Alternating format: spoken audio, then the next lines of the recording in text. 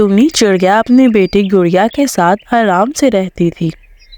ایک دن ٹونی کی بہن رانا چڑیا کی موت ہو گئی۔ اس کی بھی ایک چھوٹی سی بیٹی تھی۔ رانا کے مرنے کے بعد اس کی بیٹی سویٹی اکیلی ہو گئی۔ سویٹی بیٹا مت رو، میں ہوں نا تمہارے ساتھ۔ ٹونی موسی، ماما اب کبھی واپس نہیں آئیں گی۔ وہ میرا بہت خیال رکھتی تھی، مجھے بہت پیار کرتی تھی، اپنے ہاتھ سے مجھے کھانا کھلاتی تھی، میں ان کے بغیر کیسے رہوں گی؟ سویٹی میری بچی، تم میرے ساتھ چلو، میں بھی تمہاری ویسا ہی خیال رکھوں گی۔ تمہیں گڑیا کے ساتھ اسکول میں ڈالوں گی، میں بھی تمہاری ماں کی طرح ہوں، تم میرے ساتھ چلو۔ ٹونی سویٹی کو لے کر اپنے ساتھ گھر آ گئی۔ گڑیا بیٹا، آج سے سویٹی ہمارے ساتھ رہے گی اور آپ کے ساتھ اسکول جائے گی۔ مگر کیوں ماں؟ سویٹی ہمارے ساتھ ہمارے گھر میں کیوں رہے گی؟ بیٹا، سویٹی کا ہمارے علاوہ اور کوئی نہیں ہے اس دنیا میں، اب سے یہ بھی ہمارے پریوار کا حصہ ہے۔ فی الحال تو گڑیا خاموش رہی، مگر اس کو سویٹی کا آنا اچھا نہیں لگا۔ ٹونی سویٹی کا بہت خیال رکھتی اور اسے بہت پیار کرتی تاکہ اسے اپنی ماں کی کمی محسوس نہ ہو۔ اپنی ماں کا پیار بڑھتا دیکھ کر گڑیا کو بہت جلن ہوتی اور وہ خود ہی خود میں کڑتی رہتی۔ یہ سویٹی کی بچی جب سے آئی ہے، ماں صرف اسے ہی پیار کرتی ہے، ماں نے مجھے پیار کرنا چھوڑ دیا ہے۔ ایک دن ٹونی اپنی بیٹیوں کے لیے میٹھے میٹھے آم لائی۔ جی دیکھیں میرے بچوں، میں آپ کے لیے کیا لائی ہوں، گرمیوں کے موسم کے میٹھے میٹھے آم۔ یہ لو سویٹی بیٹا، آپ کو آم بہت پسند ہے نا؟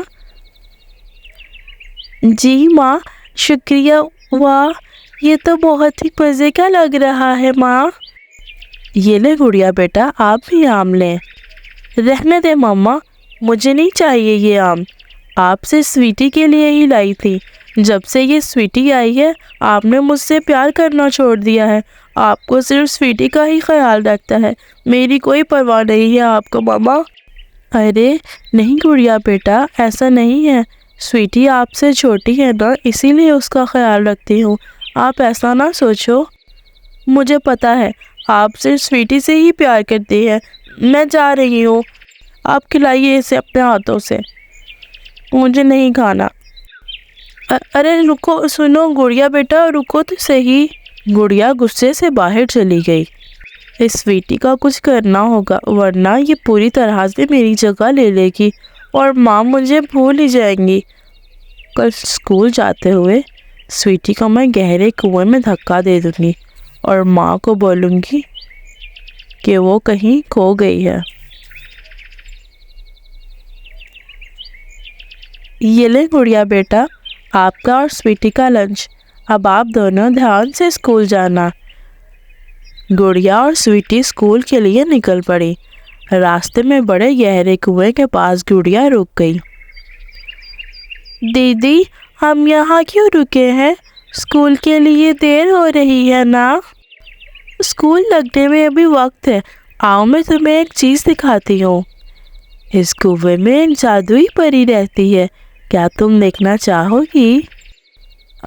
ہاں، سچ میں دیدی؟ ہاں سچ میں، ذرا نیچے تو دیکھو ذرا۔ سویٹی ابھی نیچے دیکھ ہی رہی تھی کہ گڑیا اسے دھکا دینے لگی، مگر اس کا خود کا ہی پاؤں پھسل گیا اور وہ گر جاتی ہے اور اس کا ایک پاؤں لٹک جاتا ہے۔ بچاؤ بچاؤ، میں گر رہی ہوں، میں مر جاؤں گی، مجھے بچا لو سویٹی، سویٹی مجھے بچا لو۔ دیدی آپ فکر نہ کریں، آپ میرا ہاتھ پکڑ لیں بس، میں آپ کو باہر نکال لوں گی، میں آپ کو گرنے نہیں دوں گی دیدی۔ سویٹی مدد کے لیے اپنا ہاتھ آگے بڑھاتی ہے، گڑیا اسے پکڑ لیتی ہے اور ایسے سویٹی کی مدد سے گڑیا باہر آ جاتی ہے۔